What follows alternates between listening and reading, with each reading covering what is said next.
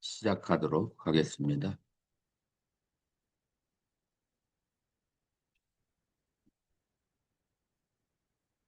자, 우리는 중간학파의 마음에 대해서 공부를 해야 되니까, 중간학파는 이제 어떻게 발생이 되었는가, 이제 반야부의 출현을 한번 보도록 하자고요.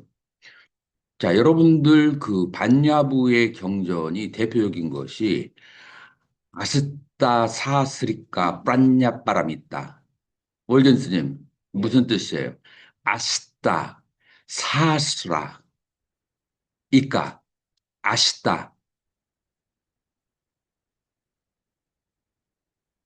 팔천송, 반야경, 프란야바람있다. 반야경이 이제 대표적인 경전인데 이게 출연한 지가 몇 년도에 출연을 했을까요? 여러분들의 생각하기에.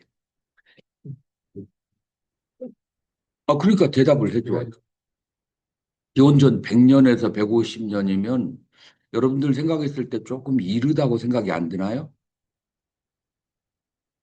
조금 그 기원 전에 벌써 이 반야부 경전이 생겼다. 그러면 이제 여러분들은 이런 생각을 할 수가 있어요. 석가모니 부처님의 역사적인 가르침과 반야부의 경전이 여러분들 솔직하게 여러분들의 견해를 말해 보세요. 어떻게 생각하나요? 변화라는 게 그러니까 이게 석가모니 물에 직설이 그대로 내려온 거로 생각하는지 현대 학자들이 내려오는 것처럼 후대 스님들에 의해서 작성된 것인지 그러니까 여러분들은 지금 시대에는 어떻게 알려져 있는지 일반적으로 그걸 알고 싶은 거예요. 학계에서는 내가 어떻게 알려 있는지 아는데 우리 스님들은 약간 보수적이잖아. 같은 그러니까 경우는 음, 그 부처님의 경전을 바탕으로 말씀을 바탕으로 바탕으로 시대에 맞게 그 가르침을 전개하고 해서 이거와 다른 견해를 가지고 있는 사람, 그러니까 견해라기보다도 들은 사람, 다른 얘기를 들은 사람, 그러니까 그걸 얘기를 해봐요. 여러분들이 어떻게 알고 있지? 변형되어진 그 시대의 스님들에 의해서 만들어진, 그러니까 부처님의 직설로 볼 수 있을까 없을까?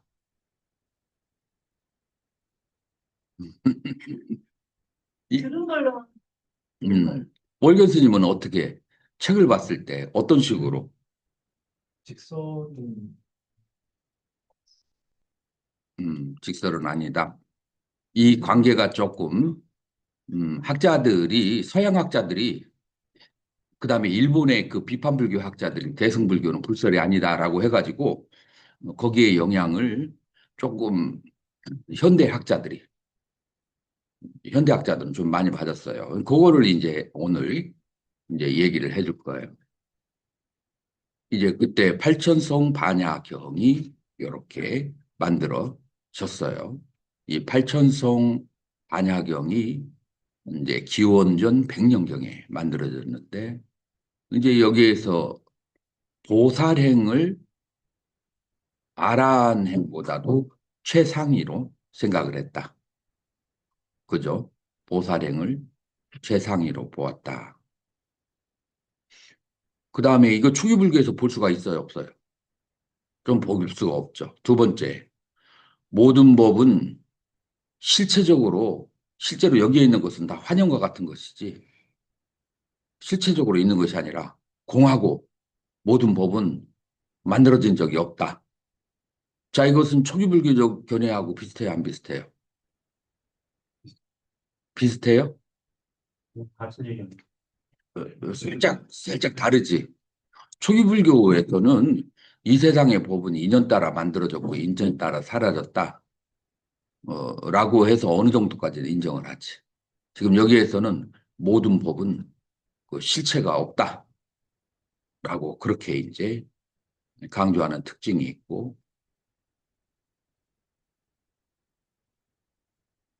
그 다음에 세 번째로, 초기불교의 가르침은 직설이라고 한다면, 여기에서는 우빠야 까우샬랴. 자, 이게 뭐예요? 선교 방편. 들어봤어요? 이제 선교 방편을 중요시한다.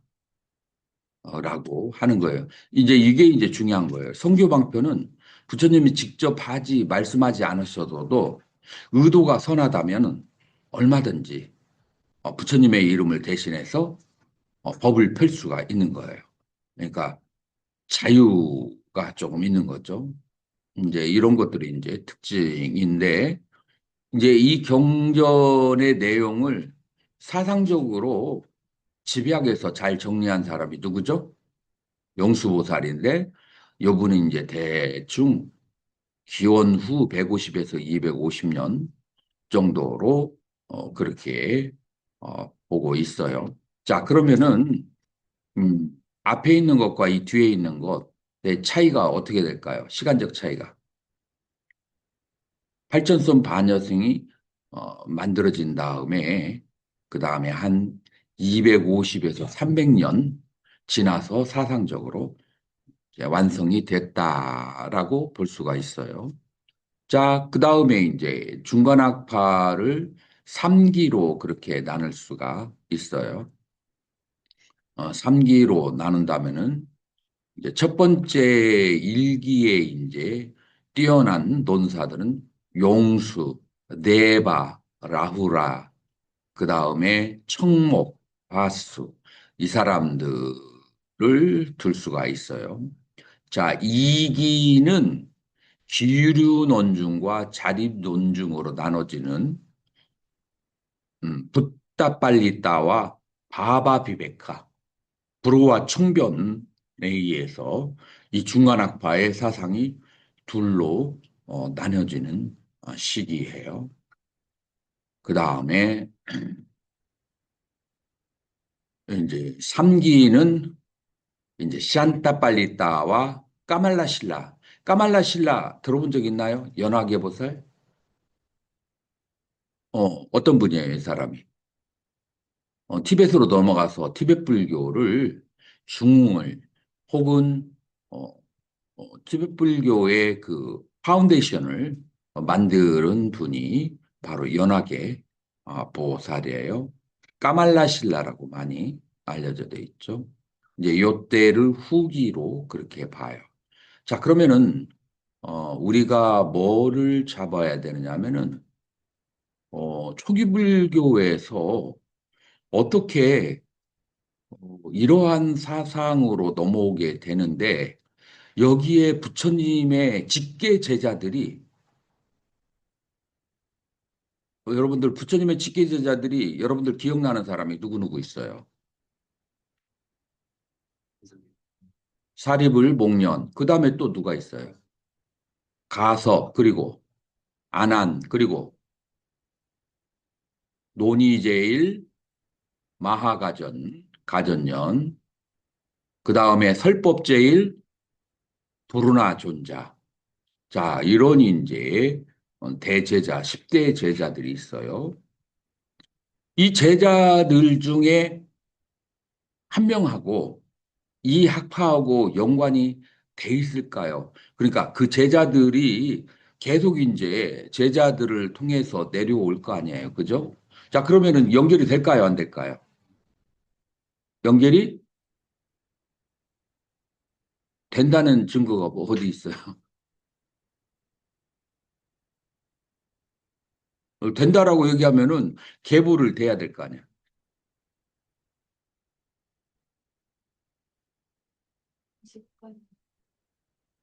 그 제자의 네, 그런데 그 계보의 증거를 얘기해 보라 이 말이에요. 다른 사람은 어떻게 생각해요?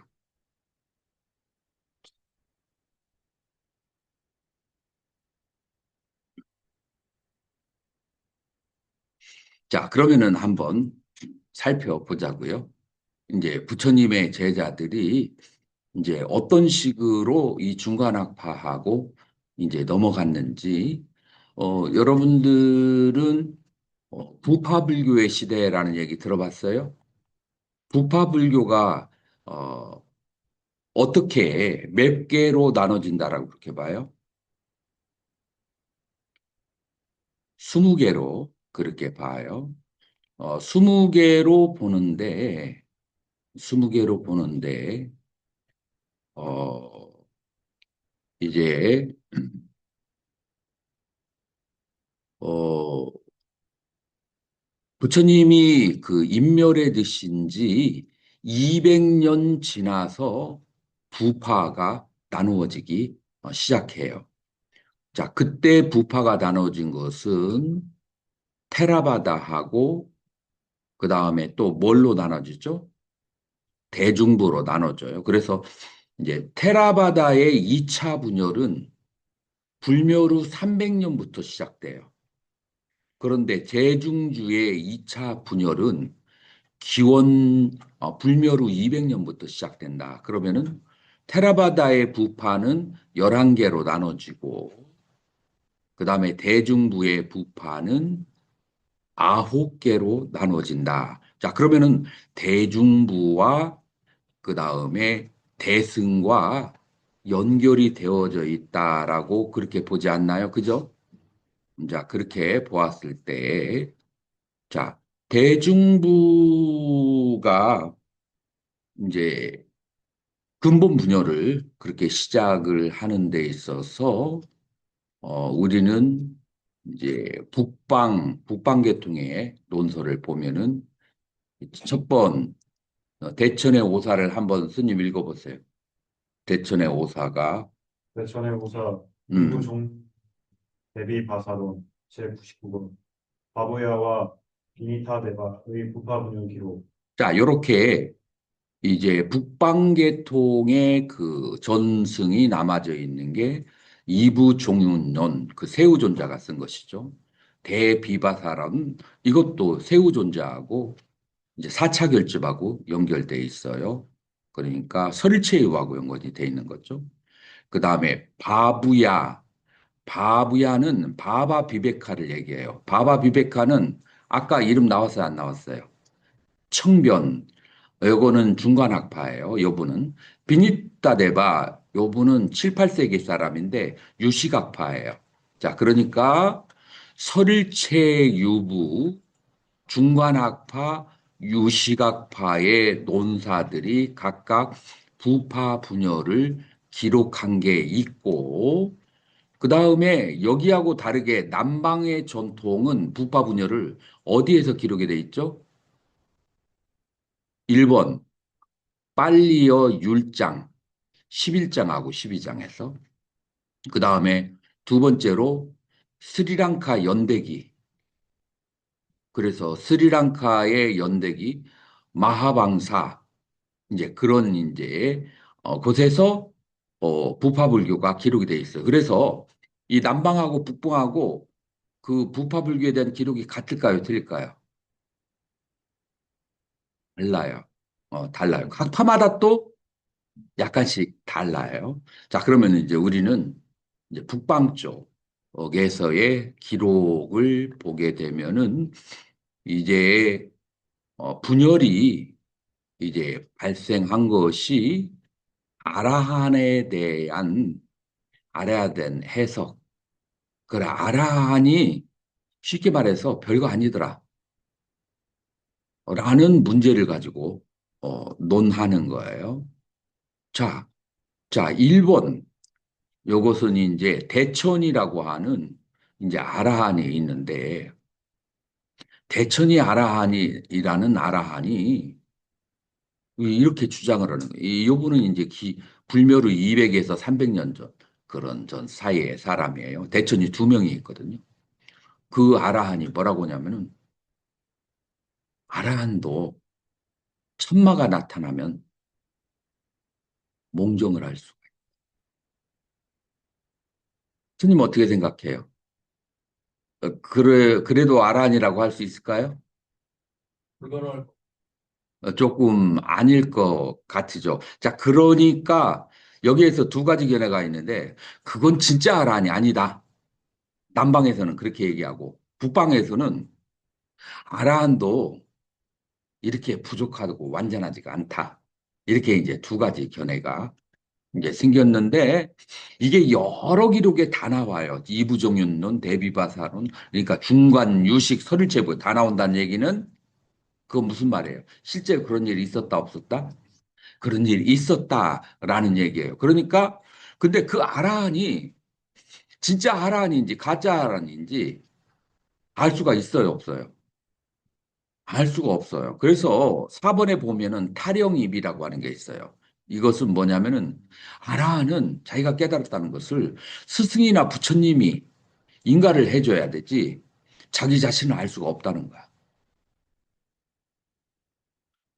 어, 그래서 이것이 이제 네 번째 거고 그 다음에 두 번째로 아라한은 번뇌장은 끊었지만 소지장은 끊지 못했다. 자, 번뇌장, 소지장 아는 사람 한번 얘기해 보세요. 뭐가 번뇌장이고 뭐가 소지장이죠?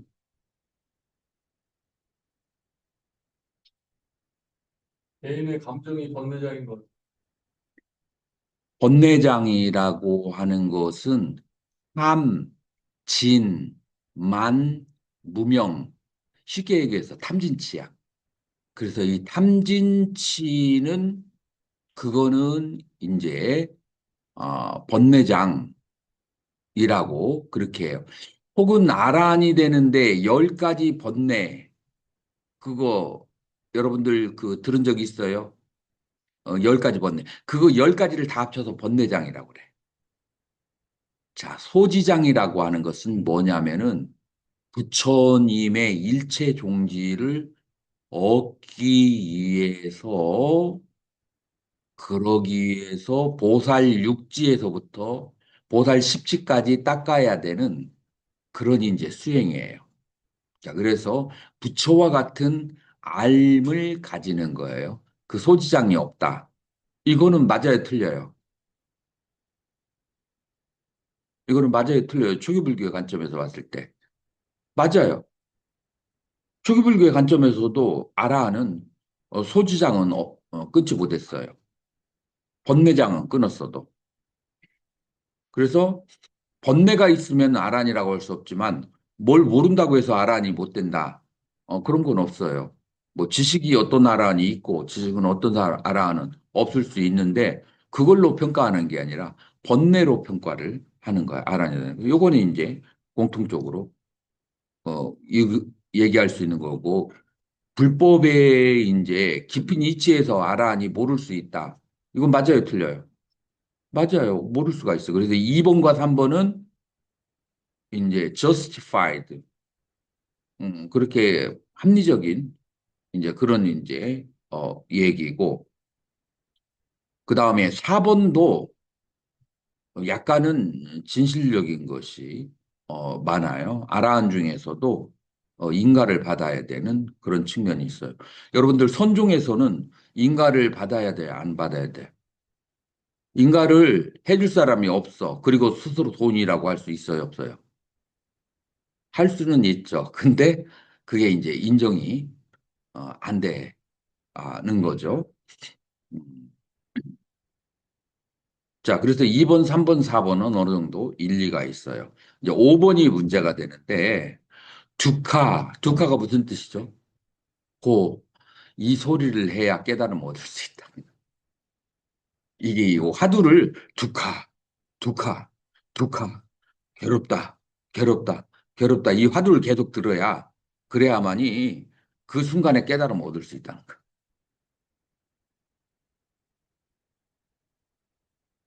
이제 근데 내면으로는 어떨지 몰라도 남들이 보기에 볼상 사나워야 한다. 아라하니 고 이렇게 얘기하면 조금 들대 보이잖아요. 이제 이런 다섯 가지의 문제로 이제 이 문제로 이제 어, 그렇게 아라한에 대한 그런 이제 문제점을 제시하고 요게 부처님이 열반에 드신 지 얼마라고요? 200년 지난 다음에 200년 지난 다음에 그러고 난 다음에 어떤 기록에는 110년이라고 또 그렇게 나오기 116년이라고 또 나오는데 그냥 뭐 2세기 정도 지난 다음에 이 인도의 역사라고 하는 것은 정확하지가 잘 않거든요. 자, 그렇게 해서 2세기 정도 지난 다음에 아라한에 대한 문제점이 얘기가 되었고 이것은 만들어진 얘기가 아니고 실제로 모든 학파에서 인정하는 그런 것이다. 이제 북방 전통에서는 이제 그렇게 해서 아란에 대한 이제 아란이 이상향이 아니고 좀 더 높은 이상향을 가져야 된다라고 생각하는 학파가 그렇게 발생하기 시작했어요. 자, 자, 그렇게 해서 대중부가 나왔는데 도표를 한번 읽어주세요. 대중부 그 일본 이게 네, 대중부 제200년 일설부, 제200년 설출세부, 제200년 계용부, 제200년 단원부, 제200년 설가부, 제200년 말 제다단국계, 제다단성부, 허산주부, 국산주부. 자, 이게 이제 뭐냐면은 제다는 째띠야 혹은 짜띠야, 짜이따라고 하는데 째띠야가 뭐예요? 말로 탑, 탑신앙이에요. 자, 그래서 밑에 세 개에 있는 이제 앞바라샤일라, 그래서 서쪽 산에 있는 째띠야, 큰 탑을 만든 곳과 그다음에 웃다라사일라, 북쪽 산에 만들어진 커다란 탑을 중심으로 한 학파, 이제 이가 이 제띠아 그 탑신앙에서 그렇게 나눠진 그 세 개의 학파예요.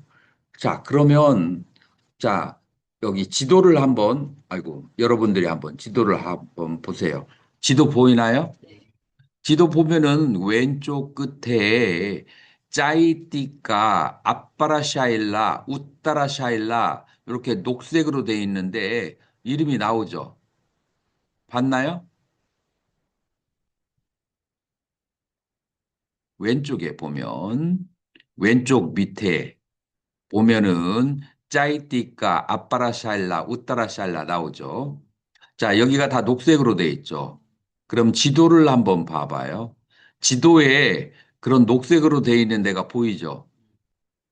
자, 여기가 안데라하고 아마라바띠의 지역이에요. 자, 그러면은 이제 여기가 어떻게 되냐면은 남인도와 중인도와 남인도에 그렇게 걸쳐 있는 곳이에요. 중인도와 남인도. 자, 그래서 우리는 그 신앙심이 강한 곳이 북인도겠어요? 남인도겠어요? 남인도예요. 남인도인데 이거는 힌두교에서도 모든 종교적 신앙이 강한 사람은 남인도 쪽에서 나와요. 그래서 남인도의 특징이 신앙심이 발달돼 있다. 그다음에 남인도의 그 기후적 특징은 어떻게 돼요? 기후는 상하의 곳이야. 상하의 나라. 자, 북인도나 중인도는 봄, 그다음에 우기, 그다음에 겨울 이렇게 3기로 나누어져요. 그래서 북서반부에 그런 이제 그 지적이 있지. 굉장히 추운 데도 있고 그래요. 남인도는 우리 동남아의 상하의 나라라고 하죠. 동남아의 날씨를 가지고 있어요. 그래서 동남아의 날씨를 가진 사람들이 신앙심이 좀 강하다. 그 항상 여름인 곳이 신앙심이 강하다. 라고 하는 것을 우리는 이제 인도의 계층에서 알 수가 있고 다른 남인도하고 그다음에 동남아 지역을 가봐도 굉장히 조금 신앙심이 좀 강하고 낙천적이고 그다음에 잘 믿어버리는 그런 성향이 조금 있다라는 것을 알게 되고 중인도나 북인도로 가면은 의심이 많아요. 날씨가 추워지면은 그러면은 머리를 많이 굴려. 이제 그런 이제 특징이 있어요. 그래서 이 안데라라는 곳에 여기 그 지도 보이나요? 거기에 위에 보면은 나가르주나 콘다라고 나오죠. 나가르나 콘다에 거기에 누가 태어나서 그 살던 곳이죠? 용수보살. 그러니까 용수보살도 이쪽 안데라 출신의 지역이다. 그다음에 여기에서 중론이 중간학파가 이제 꽃을 피웠다라고 하는 것을 여러분들이 그렇게 알아야 돼요. 자, 그다음에 여기에 학파가 있고 그다음에 이제 중요한 학파가 순서로 1, 2, 3번이에요. 그 엑가브야 그 비아리카하고 그다음에 까우꾸틀리카하고 프람냐티바다라고 하는 이거를 남색이라고 하는가? 남색의 세 가지로 돼 있는 데 있죠. 남색으로 세 가지로 돼 있는 데가 여기 대승의 철학의 사상적인 중심이 돼요. 자, 지도로 가 보면은 아반티 바스타라고 하는 것이 있죠. 아반티, 우자인이라고 하는 것이 있죠. 어, 거기가 바로 이 세 학파가 그래서 에까부야바리카 그다음에 뻔얍디바다 등의 그 사상적인 곳이 발달된 곳이 아반띠라고 하는 곳이다. 자, 아반띠라고 하는 곳에 우자인이라고 하는 그런 동네가 있어요. 자, 아반띠 우자인은 여러분들 지금 현재 어떤 곳일까요? 아반띠 우자인은 여러분들 인도 가셨을 때 사리불과 목련의 스투파 탑이 있는 곳 가본 적 있어요? 아무도 안 가봤어요? 사리불과 목련의 산치대탑 스님은 안 가봤어요? 산치대탑 안 가봤어? 그럼 그 유명한 곳이에요. 사리불과 목련이 있는. 그 다음에 또 뭘로 유명해요? 우자인이라고 하는 것은 마힌다 장로의 마힌다 장로는 바로 스리랑카로 남방 불교를 전해줬던 대표적인 아쇼카 왕의 아들이죠. 이분의 어머니가 있는 곳이야. 그래서 이 아반띠라고 하는 곳은 사리불과 목련과도 관련이 깊이 있고 그 다음에 아쇼카 왕의 부인, 그러니까 아쇼카 왕의 부인, 그러니까 누구의 어머니예요? 마인다 장로의 어머님이 있었던 것이고, 이제 이쪽에서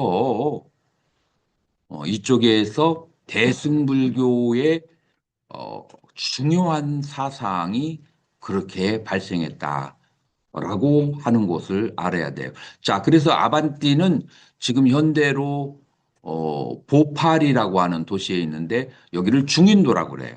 자, 그래서 대승불교가 중인도하고 남인도에서 중인도에서는 사상적으로 남인도에서는 신앙적으로 그렇게 발달이 되었는데 이게 시기가 언제라고요? 부처님께서 열반에 들은 지 2세기 200년 정도 되는 시기에서부터 벌써 이제 이런 현상이 발생했다라고 하는 거예요. 자, 그러면은 부처님의 직계 제자의 제자 정도가 살아있을 그럴 때예요. 그런데 직계 제자가 살아 있었던 사람이 두 명이나 있어요. 부처님의 직계 제자. 궁금한가요? 어, 여기 이제 조금 이따 나올 거예요. 부처님의 직계 제자 두 사람이 200년 동안 선정에 들어 있다가 그래서 나왔어. 나왔는다. 내가 알고 있는 불교랑 말이 꼴이 많이 다른 거야. 그래서 부처님의 원음을 펼친다 하고 이제 그렇게 이제 재창을 하고 나온 학파가 그러니까 이 9개의 학파 중에서 2개의 학파가 부처님의 직계 제자다. 이제 그리고 나머지는 다 이제 손제자들에 해당하는 거예요. 그래서 제일 중요한 게, 자, 이제 도표로 봅시다. 200년이 지난 다음에 일설부, 설출세부, 계윤부, 그다음에 담원부, 설가부 이 5가지가 다 중요하다가 볼 수가 있어요. 왜냐하면은 이 5개 학파에서 대승불교의 사상이 여기서부터 드러나요. 아주 명백하게 드러나는데 이제 여러분들 밑으로 내려가서 2번 일설부라고 하는 페이지를 열어보세요. 열었나요? 에까 부야바리까 그래서 에까 부야바하라 이까가 되는 거예요. 그래서 한 가지의 무야바하라 그런 가르침만 설하는 부파 그러는 자들이다. 그래서 불교의 가르침은 한 가지로 귀결된다라고 해서 이것만 강조하는 학파가 일설부다라고 하는 거예요. 자, 그 한 가지가 뭘까요? 한 가지가 뭐냐면은 이 세상은 전부 다 뿌란얍디다. 빤얍디. 그래서 이 빤얍디라고 하는 것을 우리가 뭐라고 하냐면 개념 혹은 이름이다. 이 세상은 전부 다 이름일 뿐이지 뭐가 없다? 실체가 없다. 공사상의 이제 그 시초가 되는 거죠. 그래서 초기 불교에서는 이런 게 발달이 됐어요, 안 됐어요? 안 됐어요. 그런데 이 세상의 모든 것은 내 마음 속에서 생각하는 개념일 뿐이지 실체가 없다라고 하는, 그러니까 이 세상 모든 것을 다 개념일 뿐이라고 하나로 규정하는 것을 그걸 무슨 가르침이라고 한다? 일설부라고 하는 거예요. 이 일설부가 반야 사상으로 이제 가는 거예요. 자, 그러면은 이게 기원 불멸 후 200년경이에요. 그러니까 부처님의 손제자들에 의해서 벌써부터 이런 이제 사상이 펼쳐져 있다라고 보았을 때 이제 그 유럽이나 혹은 일본의 그 학자들은 대승경전은 기원 후에 적혀 있기 때문에 만들어졌기 때문에 불설이 아니다라고 하는 것은 설득력이 있어요, 없어요? 설득력이 없어. 이런 가르침이 그 부처님이 열반하신 지 200년이 되면서 벌써 이렇게 있고 그다음에 이게 기록이 어디에 남아 있다겠죠?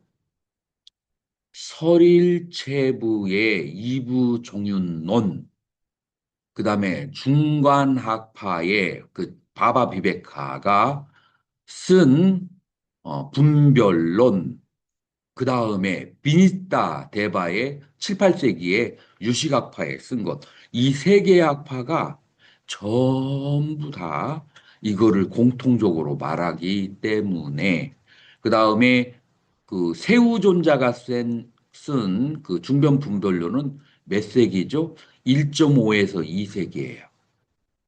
그러기 때문에 대승글 불교의 가르침이 후대에 만들어졌다라고 하는 것은 상당히 이 부파 불교는 굉장히 까다로워요. 잘 안 알려져 있어. 이해하기 어려워. 그래요, 안 그래요? 왜냐하면 기록들이 많이 남지 않고 이게 이제 산스크리트로 남아있지가 않고 티베터로나 혹은 한문으로 그렇게 남아있기 때문에 산스크리트가 없으면은 그 개발이 잘 안 돼요. 그 원전 중심으로. 그래서 이 부파 불교에 대해서 잘 알려져 있지 않아. 이제 그래서 이제 예전에 19세기의 학자들이 그런 오해를 하였다라고 하는 것을 알 수가 있어요. 이해가 됐나요?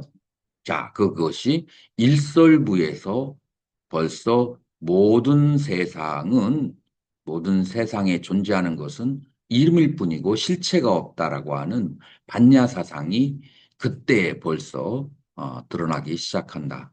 자, 그러면은 두 번째는 무슨 학파냐면은 로꼬따라바다라고 하는 거예요. 그러니까 로쿠따라고 하는 것은 출세관을 말하는 거죠. 세관은 로까, 그 다음에 로쿠따라 하면은 로까 웃따라, 로까 세간을 웃따라 뛰어넘는다 해서 로쿠따라예요. 그래서 출세관이야. 그래서 출세관을 설하는 학파야. 그러면은 아까 앞에 거하고 비슷하죠. 비슷한데 조금 다른 것을 주장을 했어요. 뭐를 주장했냐면은 그래서 이 세간은 이름일 뿐이고 공해. 근데 너무 공하다라고만 얘기하면 살짝 힘 빠지지 않아요? 이제 이 학파가 얘기하는 거예요. 공하지만 뭔가 신심이 일어날 수 있는 게 있어야 된다라고 해서 이제 어떤 그 가르침을 얘기하냐면은 절대적인 부처.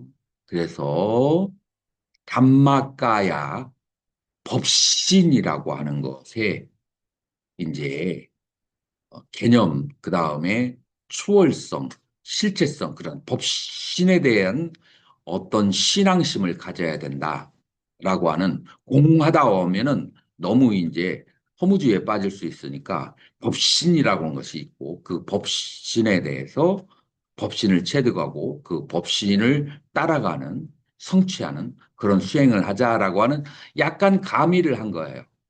앞에 있는 학파에다가. 그래서 일설부에서 살짝 조금 더 희망의 메시지를 던진 거죠. 그래서 설출세부. 그러나 기본적인 그 사상은 같아요, 달라요? 같아요. 그래서 이게 이제 설출세부예요. 이게 전부 다 불멸 후 200년에 나타난 학파예요. 세 번째는 까우꾸띠까. 까우꾸띠까라고 하는 것은 꾸꾸따라고 하는 것은 닭을 말해요. 그래서 이제 까우꾸띠까 하면은 닭의 후예라고 하는데 이걸 이제 한문으로 번역하면 계윤이라고 해서 계윤부라고 이제 그렇게 하는데 이제 이 학파를 이끌었던 핵심 논사가 이제 가문이 이제 닭을 치는 양조장을 했기 때문에 이름이 이제 그렇게 까꾸따라고 지어진 그런 것이에요. 자, 이 학파는 뭘 말하냐면은 경장과 율장은 전부 다 방편설이다. 그러면 자, 일설부에서 주장하던 게 뭐죠? 뭐만 절대적인 진리냐? 라고 했을 때 이 사람은 논장만 절대적인 진리다.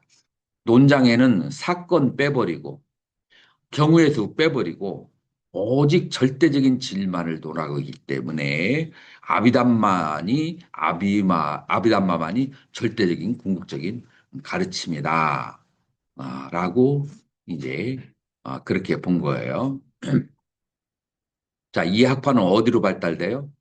유식학파로 발달이 돼요. 그래서 우리는 유식이 후대에 발달된 것으로 그렇게 나오지만 이게 우리가 인도 역사가 너무 깜깜해서 그렇지 유식의 사상적 맹아가 벌써 불멸 후 200년부터 그렇게 존재하고 있다. 그러니까 아까 스님이 이게 부처님의 가르침이 전해져 내려왔다라고 주장만 해서는 안 돼. 이렇게 에비던스, 증거를 갖다 대면서 얘기를 해야 돼. 무슨 말인지 알겠어요? 음. 자, 그렇게 해서 이 세 학파가 앞에 1, 2번은 중간학파, 그 다음에 3번은 유식학파로 점점 세월이 가면서 그렇게 발달이 되었다라고 그렇게 볼 수가 있어요. 이제 다문부와 설가부가 있는데 이 다문부가 바로 부처님의 제자가 제자가 산속에서 200년 동안 선정해 있다가 나왔다라고 하는 학파가 바로 다문부 학파예요. 근데 사상적으로 중요한 것은 설가부가 돼요. 그래서 설가부만 지금 정리해 놨어요. 설가부는 역시 아까와 똑같은 빠냐띠바다 일설부하고 비슷한 그런 사상이에요. 그런데 여기에서의 특징은 뭐냐면은 이 설가부에서는 자, 모든 것은 개념일 뿐이야. 자, 그러면 무슨 문제가 발생하죠? 모든 것은 실체가 없어. 실체가 없으니까 트럼프처럼 저렇게 게임하는 것처럼 그냥 버튼 눌러서 그냥 사람 죽이고 내 마음대로 이렇게 하고 실체가 없는데 뭐 라고 해도 되겠어요, 안 되겠어요? 그 문제가 조금 발생해요. 자, 그래서 어느 경지에 있는 사람은 그렇게 얘기해도 허물이 없는데 근기가 낮은 사람에게 모든 것이 실체가 없다 하면은 실체가 없으니까 아무 짓이나 막 해도 되겠네 하고서는 극도의 짓을 이제 할 수가 있는 거예요. 자, 그렇기 때문에 거기에 대해서 대책을 어떻게 세웠냐면은 이 실체는 없지만 진재, 빠라마따에서 실체가 없고 속재에서는 실체가 있다라고 해서 진재와 속재의 개념을 정리를 해놓은 것이 무슨 학파다? 설가부야. 그러니까 일설부하고 동일한데, 자, 그러니까 이 대중부가 부파가 나누어졌는데 다 공통적인 어느 정도의 사상을 가지고 있는 것을 볼 수가 있어요, 없어요? 공통적인 것이 있어요. 대중부가 가진 공통적인 사상이 있어요. 공통적인 사상을 가지고 있는데, 자, 그러면은 일설부에서부터 지금까지 나온 사상이 뭐냐면은 기본적으로 이 세상은 몽이고 환이다라고 하는 이름으로 만들어진, 가설로 만들어진 것이다라는 거예요. 초기불교에 석가모니 부처님이 이런 가르침을 전혀 설하지 않았을까요? 설했을까요? 어디 증거를 대야 돼. 말로만 하지만. 해마경이라고 해서 폐마경이라고 하는 경이 있는데 상유다니까 있어요. 거기에서 오온에 대해서 그렇게 오온은 실체가 없고 오온은 화초와 같고 오온은 아지랑이와 같고 오온은 꿈과 같고 라고 그 상유다니까에 그런 설해진 경전이 있어요. 그러니까 이 대중부의 스님들이 그냥 자기가 만들어낸 자작극 그런 사상이 아니라 부처님의 가르침이 8만 4천 본문을 하셨는데 그 중에서 극단적인 지적인 사람들, 지적인 사람들은 거기에다가 더 꽂혀버리는 거예요. 그래서 그 극단적인 지성을 가진 사람들이 모여서 모여서 이렇게 이제 내려온 학파가 대중부 학파다라고 한다면 여러분들이 지금까지 가지고 있던 그런 개념이 좀 혼란이 오나요? 어때요? 뭐 그냥 알고 있던 그런 생각인가요? 멀견 스님은 어떻게 생각해요? 오히려 그렇게 얘기해 주시니까 더 재밌네요. 오히려 더 정리가 돼요. 그러니까 지금까지는 요즘에 비판 불교가 일어나면서부터 초기 불교에 더 정통성을 주고 대승불교의 정통성을 저기를 했는데 그런 측면은 삼장이 잘 정리가 있기 때문에 이제 그러니 이제 왜냐하면은 학자들이 연구할 거리가 있잖아요. 근데 대승은 많은 논서들이 경을론 3장이 다 있는 학파가 별로 없어요. 그러니까 자료가 없으니까 그렇게 이제 얘기를 했지만 사실은 우리가 이제 지금 이제 나온 자료를 가지고 보면은 굉장히 극단적인 지성을 가지고 있는 사람들이 이런 식으로 생각할 수가 있지. 지성이 부족한 사람이 이런 쪽에 끌리겠어요? 안 끌리겠어요? 안 끌려.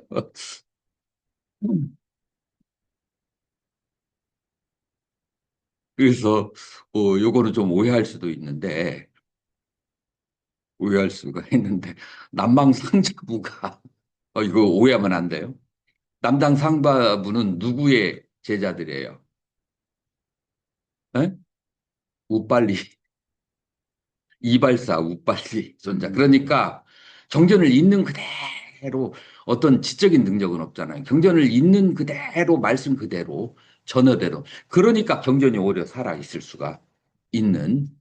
그러니까 지적으로 소화해서 그거를 새롭게 이해하고 하는 것은 변형이 되고 지적인 능력이 부족하면 그대로 그냥 놔두고 오히려 이제 이런 이제 점이 있어요. 물론 다 그런 건 아니죠. 이제 거기에 이제 그런 사람들 중에서 또 지적인 사람이 있고 지적인 사람들 중에서 또 무지한 사람이 있고 이제 섞여 있지만 그러니까 대중부를 최소한 그 남방의 전통에 못지않는 정통성으로 봐야 된다라는 것을 이제 지금 얘기 이제 하는 거예요.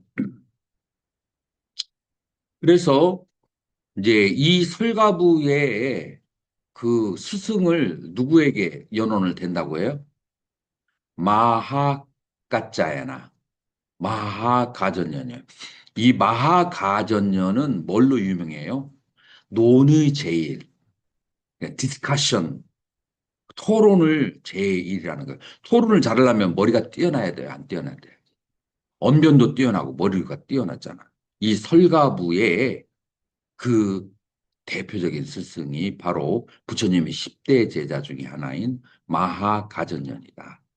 라고 이제 하는 것을 이제 우리가 알아야 돼요. 그래서 이제 구체적으로 이 설가부에서 나타난 사상은 뭐냐면은 이제 오온 12처 18개에서 오온은 실체, 그 빠라마따 진제가 되고 12처 18개라고 하는 것은 그것은 속죄다. 관념적으로 만들어진 것이다. 라고 하는 거예요. 그래서 이 설가부가 나타나면서 그러면서 공사상이 이제 전변적으로 나타나면서 이제 진죄와 속죄라는 그 두 가지를 가지고 있으니까 세간의 진리도 다루면서 절대적 진리도 다루는 그래서 더 많은 사람을 포용할 수가 있어요. 절대적 진리만 얘기하면은 세간에 사는 사람들은 우리하고 동떨어졌는데 라고 멀어질 수 있는데 진죄와 속죄를 다루면서 그러면서 이제 좀 더 이제 폭이 넓어졌다라고 하는 거예요. 자, 그렇게 해서 이제 중요한 학파가 이제 지적으로 중요한 학파가 대중부에서 6개의 학파고 나머지 3개는 이제 신앙, 그 탑신앙으로부터 비롯된 신앙적인 학파라고 했잖아요. 그리고 그 학파는 안데리 쪽, 아마라푸르티 그쪽에서 남인도에서 이제 발생했다고 했죠. 자, 그래서 이제 여러분들은 이 중관과 유식의 사상이 이렇게 부처님의 제자들에 의해서 지성적인 제자들에 의해서 내려오는 그런 학파다라고 하는데 그 결론이 어디로 갈까요? 그 결론이 바로 기원전 150년 정도에 출현한 팔천반야송이 이런 학파들이 6개, 9파의 대중 그 학파들이 서로 공통적인 사상들이 발달해서 정리된 것이 팔천송 반야경이다. 라고 그렇게 연결을 내가 시켜주고 싶었던 거예요. 연결이 되나요? 음. 자, 그렇게 이제 연결이 된다면 이제 팔천선 반야경의 한 챕터가 무슨 경이라고요? 금강경이고 그 다음에 그것의 요지만 모은 것이 반야신경 이라고 얘기했어요. 자, 그래서 가장 중요하게 생각하는 이 팔천송 반야경의 그 핵심되는 이 금강경에 대해서 이제 우리가 이제 이런 연원을 가지고 있다라고 하는 그런 이제 마음가짐을 가지고 금강경에 대해서 알아볼 필요가 있다라고 하는 거. 여기까지 질문 있으면 질문 받겠습니다.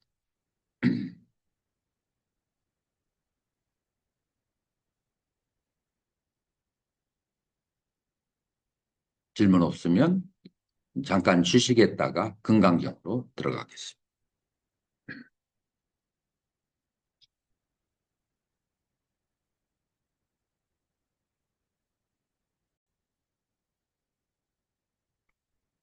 자, 이제 우리 그 공부가 금강경의 마음이기 때문에 곧바로 마음으로 들어가겠어요.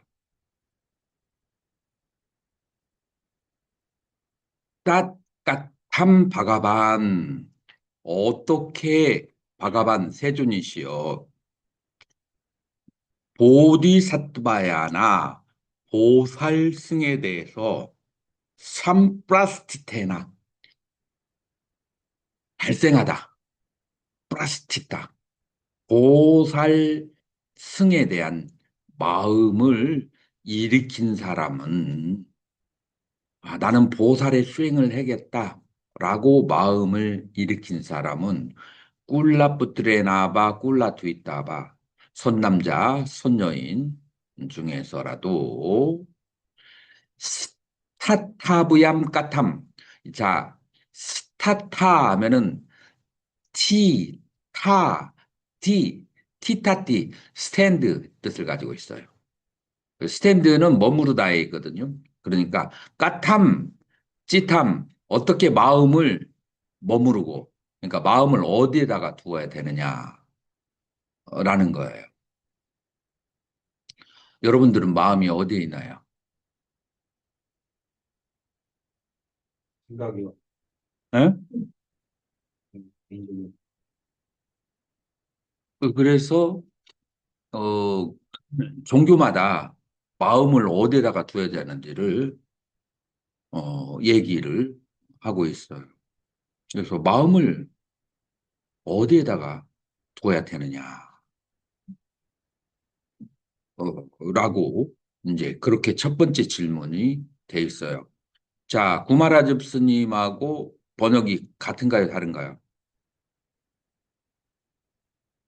대답해봐요. 같아요? 조금 다르죠. 나는 원전을 번역하는 거예요. 마음을 어디에다 둬야 되고, 프라티파타브얌, 프라티파티, 프라티파티, 혹은 빨리어로 빠띠빠띠라고 그래. 빠띠빠띠는 어디에 쓰냐면은 구차 재정 할 때 빠띠빠띠라고 그래. 그래서 순서대로 어디를 향하여 밟아 올라가는 것을 빠띠빠띠라고 그래요. 그래서 어떻게 순서대로 마음을 닦아 올라가며 요게 이제 그런 뜻이에요. 두 번째, 까땀찌탐 뿌라그라이탐 어떻게 마음을 탁 움켜쥐어야 되느냐. 그러니까 여기서는 항복이라고 그렇게 설명했는데 그것도 틀린 말은 아니에요. 어떻게 마음을 꽉 감정이 일어나거나 이랬을 때 마음을 어떻게 조복을 받아야 되느냐라고 세 가지의 질문을 했어요. 마음을 어디에다가 두어야 되고, 그다음에 어떻게 차제로 닦아 나가야 되고, 그 다음에 어떻게 감정이 일어나면 항복을 받아야 되는가라고 이렇게 질문을 했어요. 자, 그렇다면 지금 여기에서 마음은 우리가 저번 시간에 마음을 둘로 나누어서 얘기했어요. 어떻게 둘로 나눠졌죠? 심과 심소로 나누었어요. 자, 마음을 항복받아야 될까요? 심소를 항복받아야 될까요? 심소를 항복받아야 돼요. 그런데 이제 일반적으로 웅뚱그려서 얘기하지만 아비담마식으로 표현하면은 아주 구체적으로 이렇게 분석을 해서 얘기하죠. 그래서 여기에서 어떻게 마음을 항복받아야 되는가라고 하는 것은 어떻게 심소를 항복받아야 되고, 심소를 경전에서 말하는 심소는 세 가지가 있어요. 뭐가 있죠? 수, 상, 행. 어떻게 수, 상, 행을, 그러니까 고와 락이라고 하는 그런 상황 속에서. 그 다음에 이제 시비라고 하는 옳고 그르다라는 상황 속에서 저것은 옳지 않은데 라는 말을 하고 싶은데 속으로만 생각해. 누가 그러죠? 전 세계가, 전 세계가 당신 그게 아니잖아 라고 말하고 싶은데 말했다가는 뒤끝 장렬인 사람에게 혼날까 봐서 말은 못하면서 그러면서 살짝 살짝 뒤로 빼가면서 얘기를 하잖아요. 그래서 이제 시비, 그 시비심을 어떻게 항복을 해야 되고, 그 다음에 욕망, 욕망을 어떻게 항복을 해야 되는가. 그러니까 트럼프와 트럼프 뒤에서 밀고 있는 빅테크들이 이게 전부 다 욕망 때문에 일어나는 거잖아요. 그 욕망을 어떻게 항복을 받아야 되는가. 이게 세 번째로는 그러니까 심소하고 관련되어 있는 거고 마음을 어디에 두어야 되느냐라고 했을 때 이건 심일까요? 심소일까요? 심을 말하는 거예요. 그래서 마음을, 그 청정한 마음을 어디에 두느냐에 따라서 아주 그냥 바닥으로 떨어질 수 있고 아주 고상해질 수가 있는 거거든. 그래서 마음을 어디에 두어야 되느냐. 그 다음에 이제 세 번째가 어떻게 순서대로 밟아 나가야 되느냐. 이 질문이 세 가지로 나왔어요. 어, 이 산스크리트에서는. 이제 이거를 보살승의 마음을 바란 사람을 이제 안욕따라 삼맥삼벌이 무상, 정등, 정각이라고 했는데 이제 이거는 뭐 틀린 건 아니고 의역이 될 수가 있어요. 무상, 정등, 정각하면은 좀 있어 보이잖아. 그래서 상당히 이 사람은 있어 보이게 말을 표현하는 실력이 있는 사람이다. 그러니까 글을 쓰는 거로 말하면은 아주 화려한 글을 쓰는 이제 그런 분이다. 틀린 것은 아니에요. 이제 그렇게 음, 이제 세 가지로 질문을 했는데 답을 구체적으로 해줬을까요? 안 해줬을까요? 금강경에서.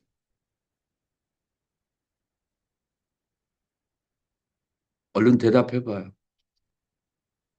해줬을 것 같아요.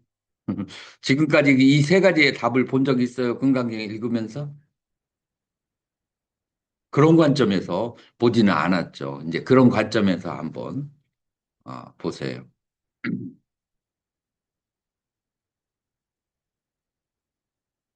자, 그 대답이에요.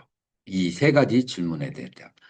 야반따 수부때 수보리요 사르바 사뜨바다따우 사뜨바 상그레나 상그리따 모든 일체의 그 중생들을 예를 들면 난 게라 아래서 태어났던 간에 안다자바 자라유바 태에서 태어났거나 상습에다 자 습도에 의해서 태어났거나 우빠빠두까 아니면은 바로 그냥 한 생각으로 화연해 가지고 천상에 태어나는 것처럼 그 화생 화연생을 했거나 루비노바 형태가 몸이 있거나 아루비노바 몸이 없거나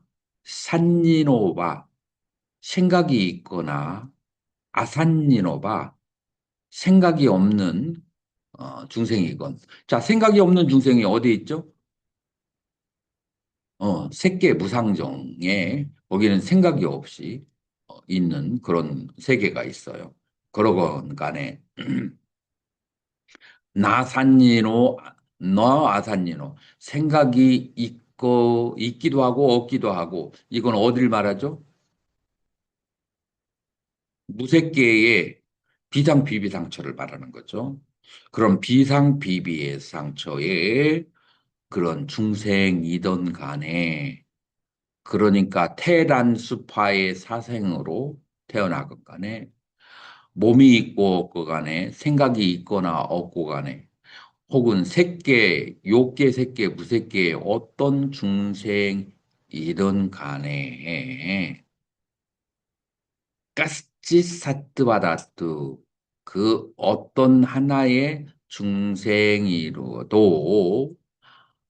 프란냐뿌야 마나흐 프란냐빠야 때때 마야 나에 의해서 사르베 그 모든 그 나의 인식의 대상을 아누빠디셰셰 우빠디 하면은 오온이 남아 있는 거고 아누빠디 하면은 오온이 없는 셰샤 남음이 없는 그런 니르바나 열반의 다투 세계에 자 그러면은 남음이 없는 오온의 남음이 없는 열반의 세계를 우리 한문으로 뭐라고 얘기해요? 무여열반. 그래서 무여열반에 파리니르바빠얏 이따부야 I shall do 이제 미래형이에요. 자, 그래서 열반에 들게 제도를 해야겠다라고 그러한 뭐를 두어야 된다고요? 자, 여기 뭐에 대한 대답일까요? 마음을 어디에 두어야 되느냐라고 했을 때 내가 노후 대책을 하기 위해서 내가 80까지는 돈을 열심히 은행에 모아야지 혹은 주식을 해야지 마음을 이렇게 두고 있을 수도 있는데 그런데 보살승에 가 있는 사람은 보살의 행을 하려고 하는 사람 마음을 어디다 둬야 된다고요? 나의 인식의 대상이 되는 모든 중생들을 해탈케 하리라. 고통으로부터 건네리라. 마음을 거기에 두어야 된다. 라고 하는 거예요. 나는 예전에 경을 읽으면서 누가 옆에서 배가 고픈데 김밥 한 줄만 주세요. 라고 했을 때 저기 연못에 물이 많으니까 물을 들이켜. 라고 하는 것처럼 조금 현실적이지 않다. 차라리 김밥을 달라고 했을 때 없으면 500원이라도 주면 약간 현실적인데 그건 너무 거창한 대답이다라고 생각하는 사람 손들어.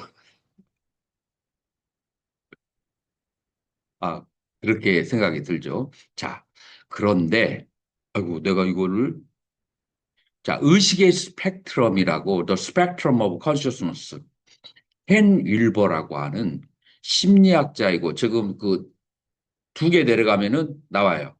찾았나요? 이 켄 윌버라고 하는 사람이 지금 엄청나게 세계적으로 유명한 심리학자이고 명상학가이면서 그 다음에 철학자예요. 그래가지고 전 세계적으로 그리고 우리나라도 지식인들 사이에서 교수들 사이에서 엄청나게 명상하는 교수들 사이에서 가장 그 핫한 그런 이제 책이 요 책이거든요. 이제 요 책에서 이제 이 사람은 인간의 의식이 단계가 무지개처럼 여러 개로 그렇게 스펙트럼으로 나눠져 있다고 봤어요. 그걸 이제 크게 나누면은 네 단계로 이제 그렇게 볼 수가 있는데 이제 첫 번째 레벨이 에고 레벨이에요. 그래서 나라고 하는 것은 몸이다. 라고 그렇게 이제 한정하는 사람이에요. 그래서 내 몸, 내 가족, 누구하고 비슷하죠? 트럼프하고 비슷하죠. 그래서 내하고 내 몸만 잘 되면, 근데 내 나라만 잘 되면 다른 나라가 눈물을 흘리고 우는 것은 관계가 있어요, 없어요? 없어. 왜 그래요? 내가 아니니까. 그건 내가 아니니까. 라고 생각하는. 그러니까 인간의 의식 가운데 제1의 레벨이 요 단계가. 그러니까 내 몸을 나라고 생각하면은 내 몸 아닌 것은 다 남이 돼버려. 그래서 남에 대해서 감정이 안 발생해. 이 내 몸이 내라고 생각하는 사람들 가장 동물적인 단계의 의식이다라고 그다 볼 수가 있어요. 그 다음에 여기에서 이제 조금 더 높은 단계가 existential level. 그래서 존재론적 이제 번역을 전 유기체적인 그런 이제 레벨로 그렇게 얘기하더라고요. 그래서 이 단계에서는 몸만 내가 아니고 마음도 나다. 그러니까 몸과 마음이 둘이 아니다. 라고 보는 그런 레벨이에요. 몸과 마음이 둘이라고 해서 정신적인 것도 굉장히 중요시 여겨요. 육체적인 것만 아니라. 그런데 여전히 몸과 마음을 나의 오온만을 나라고 생각하니까 나와 남의 구별이 되어 있어요. 나와 남이 구별되어 있으면 어떤 문제가 발생할까요? 나와 남이 구별이 되어 있으면은 내가 남을 나만큼 성심껏 대해주지 않아요. 내가 남을 나만큼 성실히 대해주지 않으면 그 인과의 법칙에 의해서 그 과보에 의해서 내가 계속해서 불행한 일을 당하게 돼요. 그러니까 나는 행복하고 싶지만 그러니까 남에게 잘못대하면 나의 불행은 계속해서 발생을 하게 되는 이제 여기 이 단계에는 아직 인과의 법칙을 믿지 못하는 단계예요. 나만 나라고 생각하면 이제 아직 인과의 그 법칙을 잘 모르는 이제 그런 이제 단계다라고 이게 이제 두 번째 단계의 이제 의식이에요. 그 다음에 이제 세 번째 단계의 의식을 트랜스퍼스널 그래서 자기를 초월하는 그런 이제 레벨이 있어요. 그래서 나와 남이 인과적으로 인과의 관계 속에서 하나의 같은 결과를 공유한다. 그러니까 남에게 잘 못하면은 내가 괴롭고 남에게 잘 대해주면 내가 행복하고 라고 하는 이치가 믿음이 확실하게 와서 그렇게 실천하는 단계가 바로 세 번째 단계다라고 하는 거예요. 그 다음에 네 번째 단계는 나와 남뿐만 아니라 자연. 내가 자연에게 잘 못되게 하면은 자연에서 비료, 그다음에 내가 바다에다가 그 안 좋은 것과 그다음에 플라스틱을 버리게 되면은 그 물을 먹고 내가 뭐가 생겨요? 나이가 들어서 생기는 게 그 뭐죠? 치매. 그러니까 자연에게 한 것이 바로 나에게 돌아오. 그래서 이 온 우주가 바로 나다라고 하는 이제 그렇게 되면은 우리 불교에서는 뭐라고 해야죠? 동체 대비 온 우주를 나라고 그거를 깨닫는 단계를 마지막 단계로 봤어요. 자, 그리고 이 사람은 이거를 단계별로 그렇게 명상 상담을 해서 끌어올리는 구체적인 테크닉을 가지고 있어요. 이제 그래서 그 테크닉에 그러니까 이런 이론만 있는 게 아니라 우리 불교는 이론이 있지만 각 단계마다 다른 방법을 사용해서 이 사람들을 명상을 하도록 유도를 하는 그런 테크닉이 있어요. 관심 있는 사람은 한번 책을 한번 사서 읽어보세요. 그리고 우리나라에서도 이걸 저기 가르치는 데가 있다고 하더라고요. 자, 그래서 이거를 최고의 단계로 봤는데 그것은 마치 무엇이냐면은 마음을 어디에 두어야 됩니까? 라고 했을 때 이 사람의 말하면은 네 번째 단계의 최고의 의식이 두어야 된다. 온 우주가 하나라고 하는, 온 우주가 하나라고 알게 되면은 모든 그런 중생들에게 어떤 마음을, 연민심과 자비심을, 그 다음에 그 사람, 그 모든 대상들을 나와 똑같이 그렇게 대해주는 그런 정신 자세가 된다라고 하는 것을 말하는 거예요. 자, 그런 것을 공부한 젊은 사람들이 지금 금강경의 이 구조를 그 불자가 아닌데도 청년들이 이 구조를 보고 제4단계의 마지막 단계를 불교가 말하고 있다라고 이 공부를 한 젊은 청년들이 학생들이 찾아와서 금강경을 그렇게 설명을 해주니까 얘기를 하더라고요. 그러니까 이게 이제 얼마나 큰 이제 그 정말 그 원대한 마음인지를 이제 우리가 알 수가 있죠. 그래서 마음을 어디에 두어야 되느냐? 모든 나의 의식의 대상을 나처럼 대한다. 그 다음에 행복하게 해준다. 자, 이게 대승경전 가운데서 이런 걸 하나의 예시로 든 내용이 있어요. 뭐 기억나는 거 있나요? 상불경 보살. 그 스토리 들어봤어요? 모든 중생을 다 부처님처럼 모시고 대한다라고 하는 이제 그런 이제 보살이죠. 이제 그게 바로 이제 이런 이제 철학적인 바탕에서 발생을 하는 거예요. 그런데 여기서 끝나는 게 아니에요. 여기까지라면 그러면은 어느 정도 이해가 가는데 여기서 한 단계가 더 있어요. 애방 이와 같이 앞바리만한 한량없는 앞이 또한 사트반 중생들을 파리 니르바삐아 열반에 들게 한다 할지라도 나까스치사트바 한중생도 파리 니르바삐또 열반에 들게 한 적이 없다. 라고 그렇게 생각을 하라는 거예요. 자, 이건 무엇에 대한 대답일까요? 마음을 어떻게 항복받아야 됩니까? 라고 했을 때 항복받을 마음도 없다고 봐라 라고 하는 거예요. 어떻게? 한중생이 없어. 자, 이거를 철학적으로 말하면 뭐가 되죠? 공이야. 그 모든 중생을 다 구제해 놓고 나는 한중생도 구제한 바가 없다라고 그렇게 봐야 돼.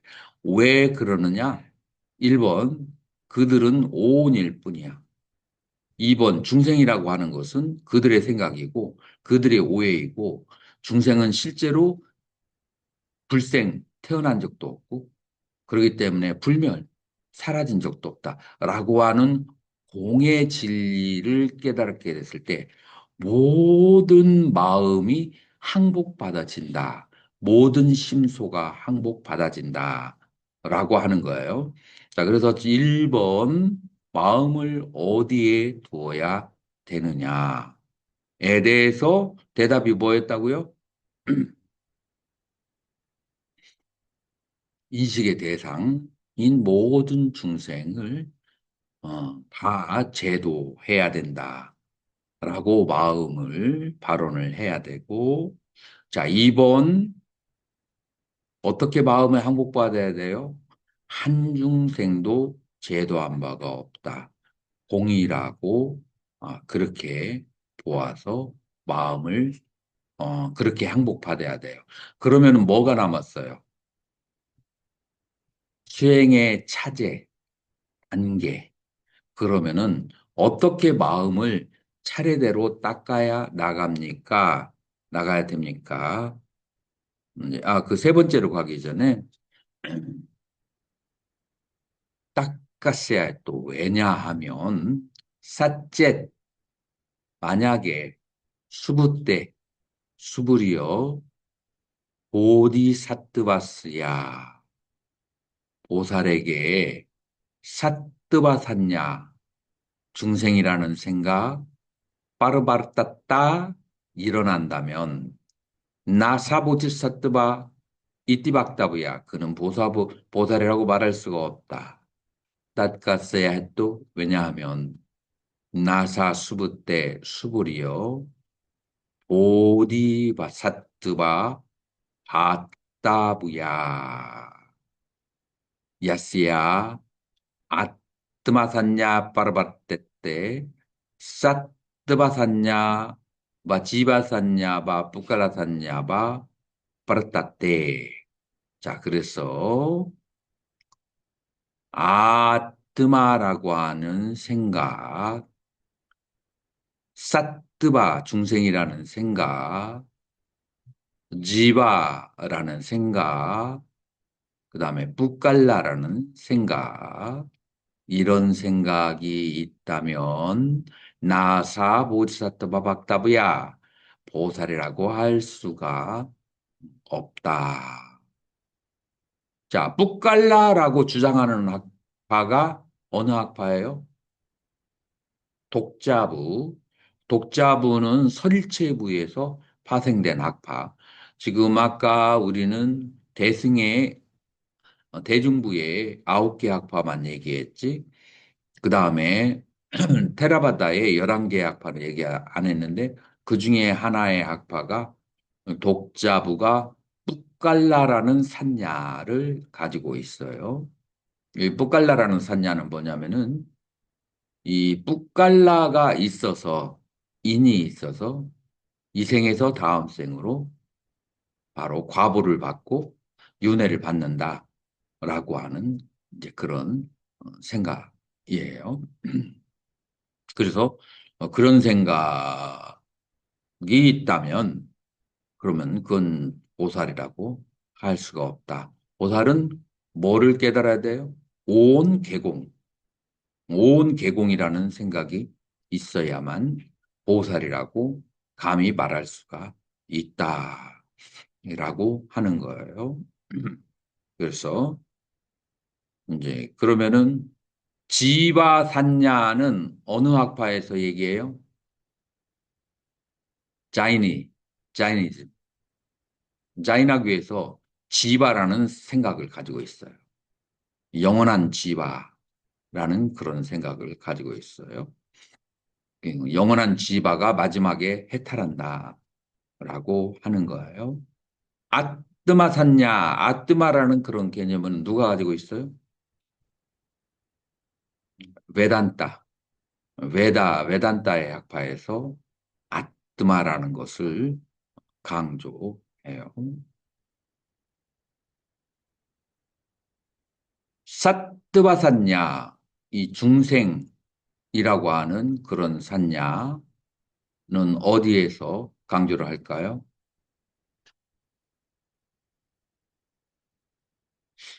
이 사뜨바는 내가 한 번 더 찾아봐야 되는데 상키아 쪽에서 이제 사뜨바라고 하는 그런 개념이 있거든요. 음,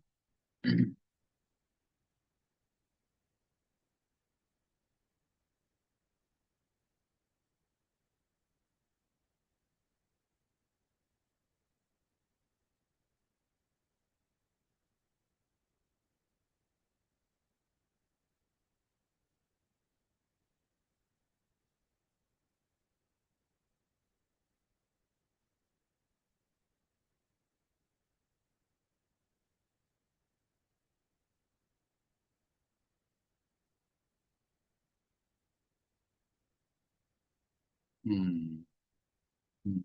여기에도 나오지 않아요. 그냥 상키아만 나오는데 사뜨바를 아뜨마처럼 하는 학파는 여기 챗GPT에서도 좀 찾아내지 못하네. 이제 그러니까 요거는 그냥 상키아의 그 사뜨바 중생 개념 그게 이제 맞는 것 같아요. 자, 어쨌든 간에 이제 이것은 전부 다 오온 계공을 깨닫지 못한 그런 여러 제학파에서 오온으로 이루어진 것을 참나라고 생각하는 오온 중에 하나를 참나라고 생각하는 이제 그런 사상인데 오온 계공을 성취하지 못한다면 계공을 깨닫지 못한다면 그 사람은 보살이라고 할 수가 있다 없다? 없다라고 하는 거예요. 그래서 보살이 갖춰야 될 3대 혹은 4대 조건이 있어요. 보살이 되려면. 그게 뭘까요? 자, 지금 요거 음, 온 계공을 깨달아야 되는 게 필수예요. 보살이라고 하려면. 또 다른 게 뭐가 있을까요? 까루나, 마하까루나, 대연민심이 있어야 돼요. 그 다음에 세 번째 뭐가 있어야 될까요?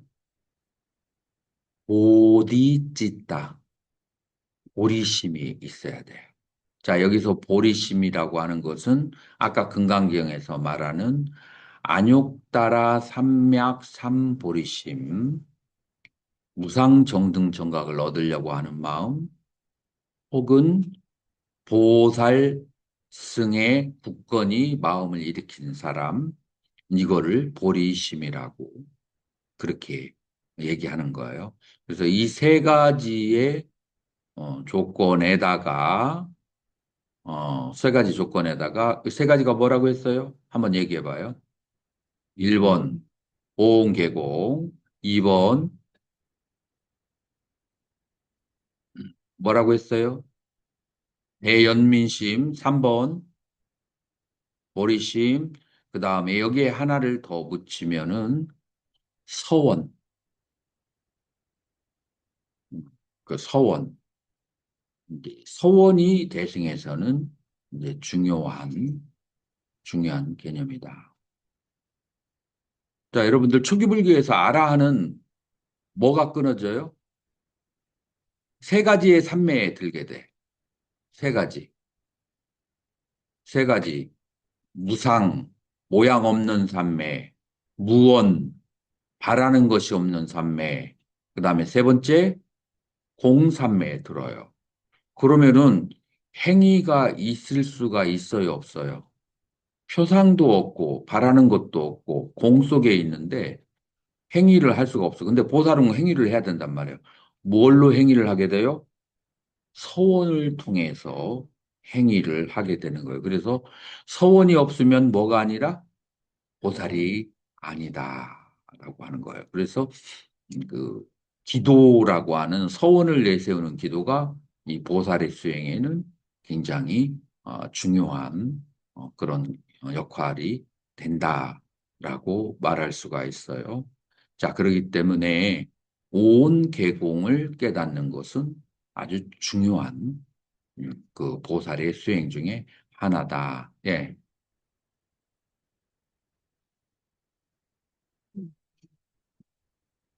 아니, 그전에도 서원은 계속 세우게 돼. 발원이 서원이에요. 그런데 이제 우리가 십지경을 보면은 보살의 10대 서원이 나와요. 자, 그 10대 서원 하면 또 여러분들 생각나는 게 있죠. 보현보살, 보현보살의 서원, 여러분들 들은 적 없어요? 보현보살의 서원. 그 다음에 보살 초지에서 일으키는 서원, 이제 그런 것들을 이제 일으켜야 되죠. 근데 그거를 네 개로 간략하게 줄이면 무슨 서원이라고 그래요? 사홍서원. 네 개로 줄이면 사홍서원이라고 그래. 그래서 모든 서원의 대표적인 줄인 게 사홍서원이에요. 자, 그러면 사홍서원은 뭐가 사홍서원이에요? 고, 집, 멸, 도를 바라는 게 사홍서원인데 주체가 나예요, 남이에요? 중생이에요. 그러니까 중생무변서원도 중생은 고통 속에 끝이 없지만 내가 다 제도하리라. 그럼 사성제 중에 뭐하고 관련돼 있어요? 고성제하고 관련돼. 그다음에 번뇌무진서원단 뭐하고 관련이 있어요? 고통의 원인은 무엇이에요? 번뇌잖아요. 그래서 번뇌는 한이 없지만 내가 다 끊어오리라. 중생들의 번뇌예요. 중생들. 그 다음에 세 번째가 법문무량서원화. 뭐하고 관련이 있어요? 사성제 중에서. 그게 이게 도성제와 관련이 있어요. 그 다음에 불도무상서원성. 뭐하고 관련이 있어요? 멸성제하고 관련이 있어요. 그래서 여러분들이 서원이라고 하는 것을 어디서부터 시작하느냐면은 고집멸도에서부터 시작해야 관념적이 되지 않을 수 있어요. 그래서 사홍서원이 캐피탈, 으뜸가는 대표적인 서원. 다만 거기에다가 뭐를 붙여야 돼? 앞에다가 주어가 중생, 중생을 붙이는 거예요. 중생들의 고집 멸도를 성취하는 것이 서원의 대표적인 것이다. 라고 그렇게 이해하면 돼요.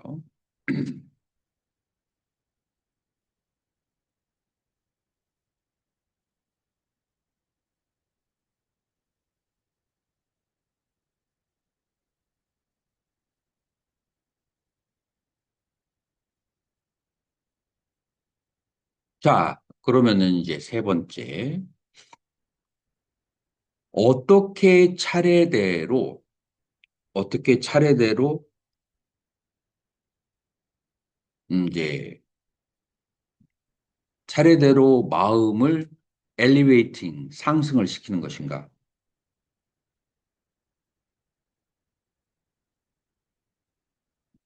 라고 하는 데서 이제 사장에서, 금강경 사장에서 그 세 번째 대답을 해주는 거다. 라고 하는 거예요. 아피투 깔루뿌나 수부때 다시 수부리여 나 보디사트베나 바스투 프라스티테나 가남 다따부야 보살에 의해서 도시를 행해서는 안 된다. 어떻게? 바스투 대상에 머물면서 보시를 해서는 안 된다. 라고 하는 거예요. 자, 이건 구체적으로 뭘 말하는 걸까요? 자, 무주상 보시인데, 이제 무주상 보시는 많이 들었을 거예요. 일상생활 속에서 어떻게 하는 것을 말할까요?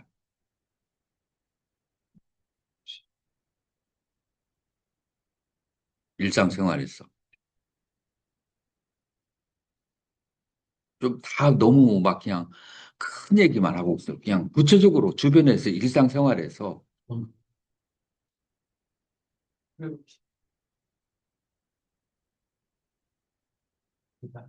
이 대상에 가치를 두지 말고 대상의 가치, 대상의 가치는 뭐라고요?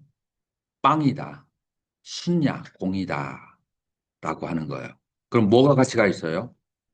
그 대상에 머무르지 않은 이 청정하고 밝게 빛나는 광명으로 가득 찬 이 의식은 가치가 있어요, 없어요? 있어요. 이 의식은 가치가 있어요. 그런데 이 의식에 앞에다가 찰싹하고 대상을 붙이잖아요. 금이 됐던, 은이 됐던, 달러가 됐던, 석유가 됐든 갖다 붙잖아요.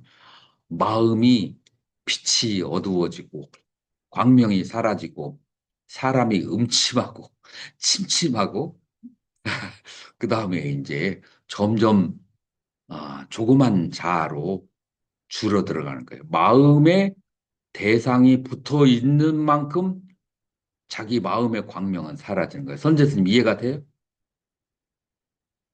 그래서 마음에 붙어 있는 모든 것을 다 거부를 해야 돼. 그래서 마음을 청정하게 두는 것이 그것이 최고라는 거예요. 그래서 이게 단순히 윤리적으로 그렇다는 게 아니라 이 청정한 마음이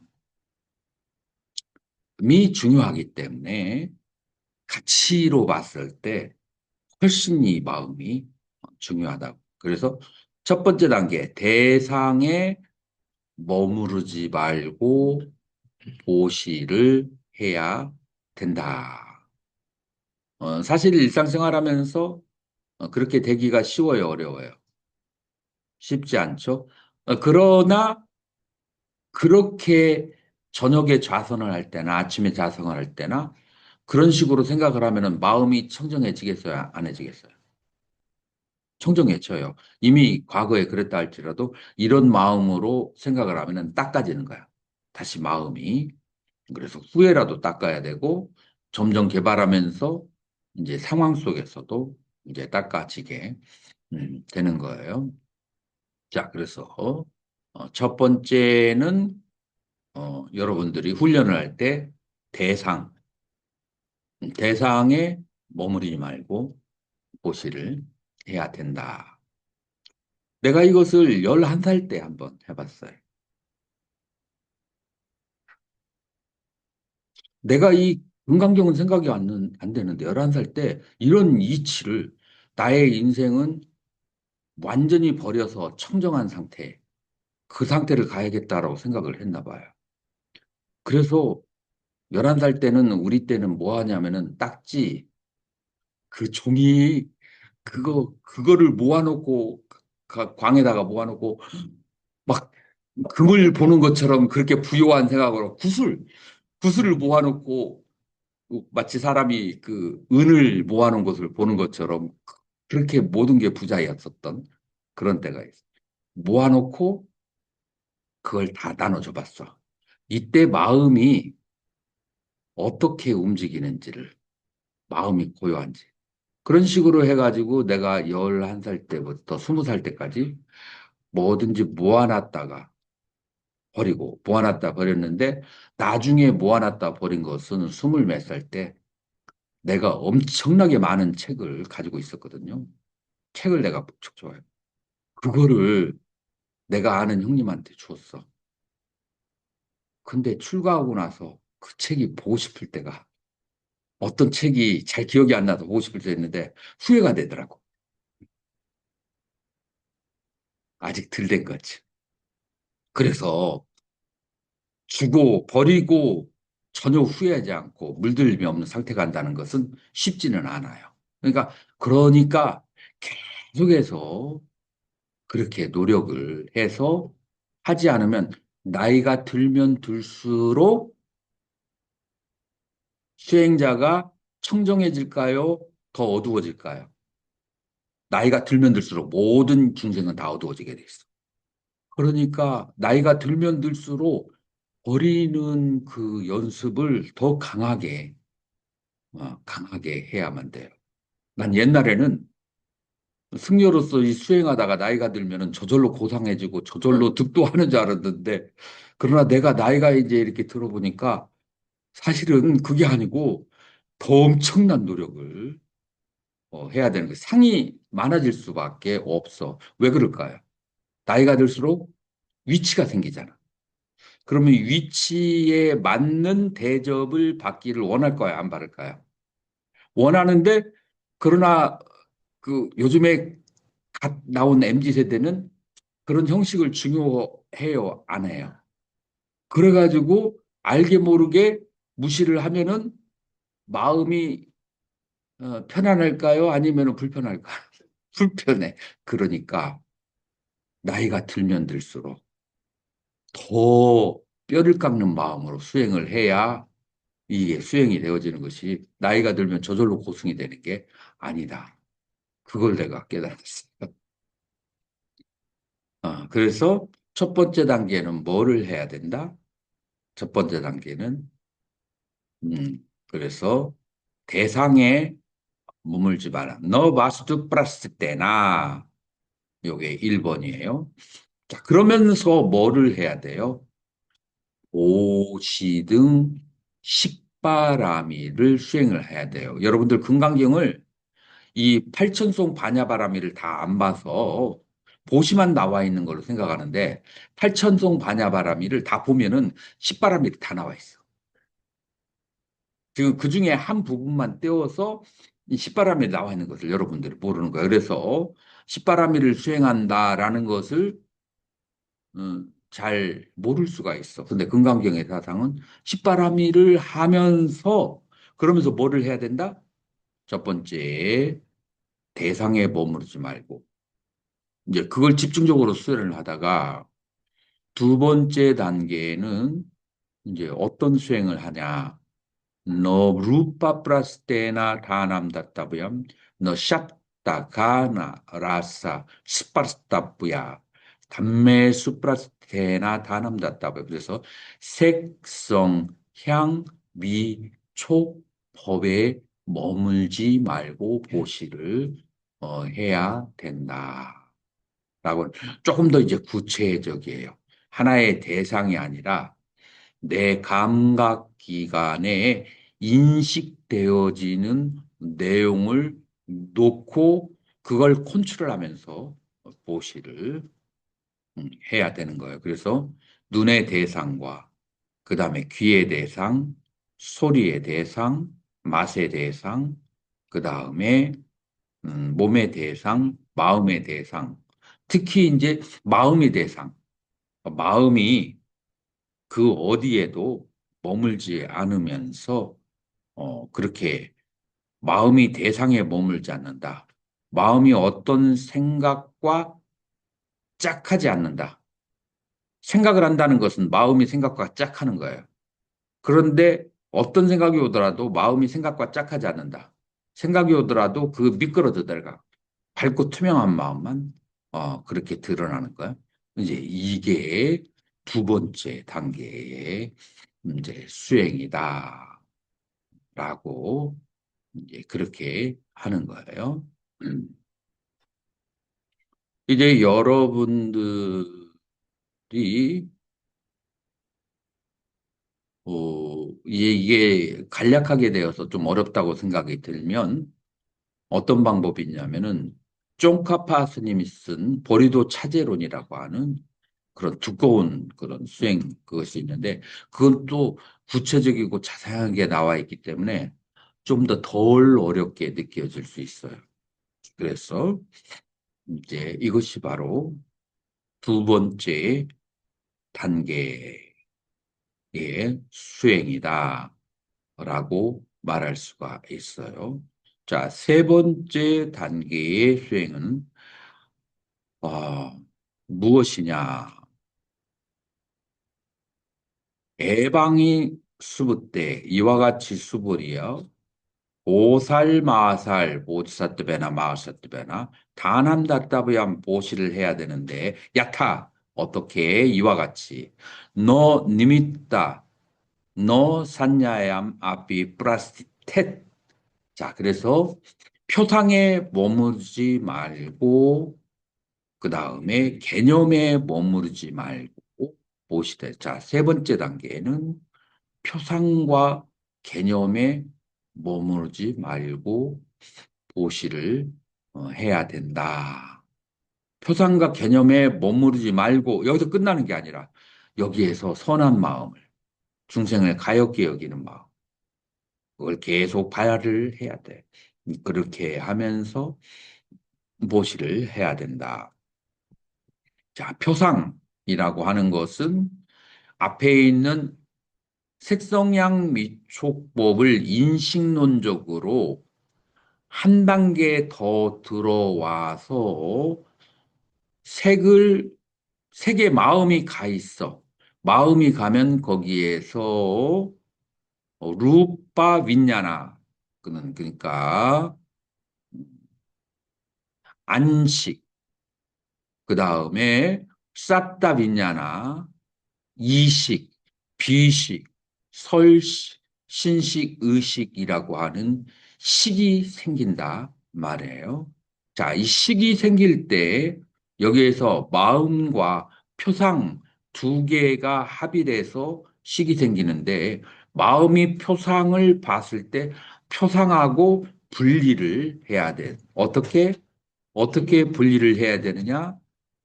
연꽃에 물이 또르륵 떨어듯이 그렇게 청정한 마음을 유지해야 된다. 이건 인식론적으로 앞에 거보다 한 단계 더 나아가서 하는 얘기예요. 그리고 이 표상이 생긴 다음에 반드시 의식으로 가게 돼요. 의식이 발생하게 되면은 의식이 과거의 개념하고 연결이 되는 거예요. 그래서 인식론적으로 한 단계 더 나간 거예요. 과거의 개념하고 연결될 때 그 개념에도 머물지 말아야 된다라고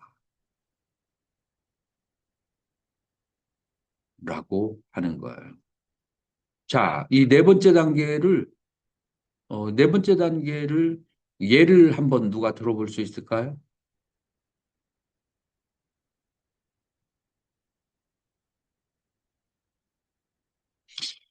어, 아마 그 영화를 하나 만든다면 어, 이런 식일 거예요.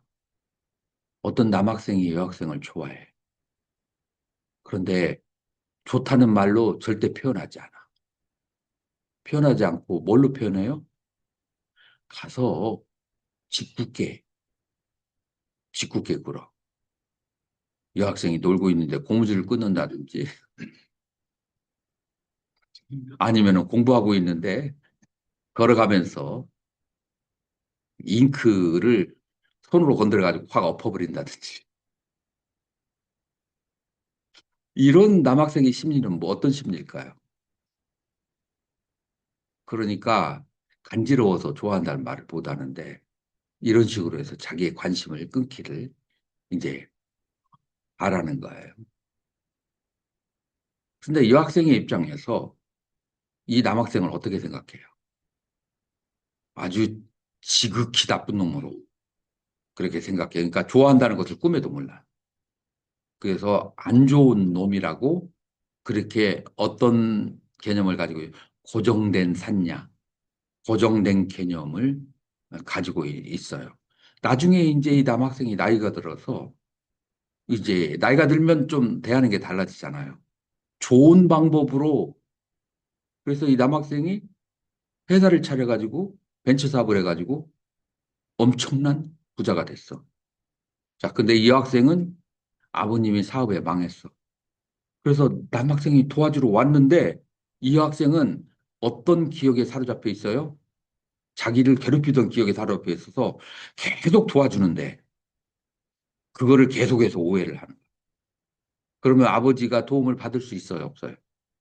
없어요. 그러니까 어디에 머무르지 말아야 돼요? 과거의 기억에 머무르지 말아야 돼. 그래서 이 세상에 일어나는 관계 속의 일들은 개인 간의 관계도 그렇고 중국과 한국과 한국과 미국과의 관계도 인연에 의해서 자꾸 이해관계가 바뀌게 되는데 이해관계가 바뀌게 되는데 과거의 기억에 사로잡혀 있으면 나쁜 관계가 좋아질 때 그 좋은 것을 취득을 못하고 좋은 관계가 나빠질 때 아직까지도 옛날 형님이 우리를 돌봐주셨어. 믿고 무조건 시키는 대로 따라. 트럼프 형님이 하자는 대로 다 해. 가서 총알바지하고 이 둘 다 이거 지향해야 되는 과거에 잘했다고 지금도 잘하라는 법 없고 과거에 못했다고 지금도 못하라는 법이 없어요. 그러니까 과거의 기억에 사로잡혀 있으면 앞으로 나가지. 그리고 마음이 굳어지고 사로잡히게 돼. 이 청정한 마음이 들어가죠. 그러니까 청정한 마음을 감싸고 있고 청정한 마음이 드러나지 못하게 하는 그 모든 것들이 지금 이런 것들이야. 바스투, 대상, 색성양 미축법, 그 다음에 표상, 그 다음에 개념. 그래서 개념으로부터, 표상으로부터, 색성양 미축으로부터, 대상으로부터 차례차례 단계로 자유로워질 수가 있다면 그 사람은 청정한 궁의 마음을 획득하는 것이다. 라고 볼 수가 있어요. 그래서 우리 나중에 선사들이 그런 여러 가지 선오록들도 지금 이 금강경의 사상의 바탕을 보고 이 선오록들이 형성이 되어가는 것이다.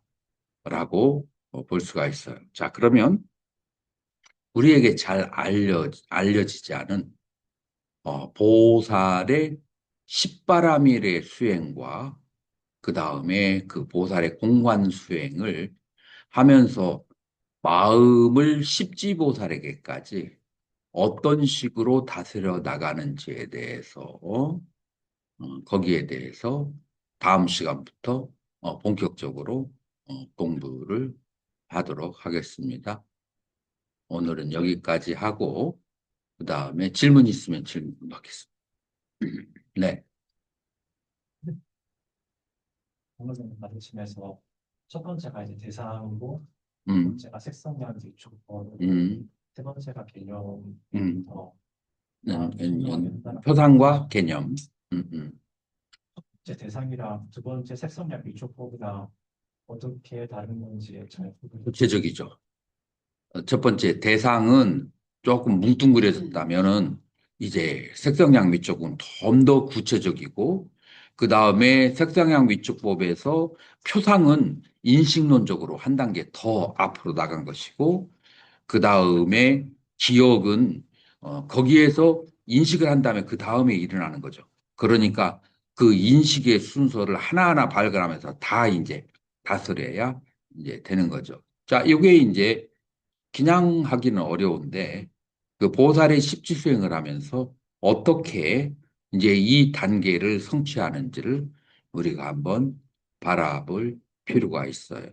그래서 마음의 청정과 그 다음에 공성과 그 다음에 이 십바람의 성취가 어떤 식으로 이어지는지 한번 이제 공부할 필요가 있는 거죠. 자, 이것으로 마치도록 하겠습니다. 미치겠습니다.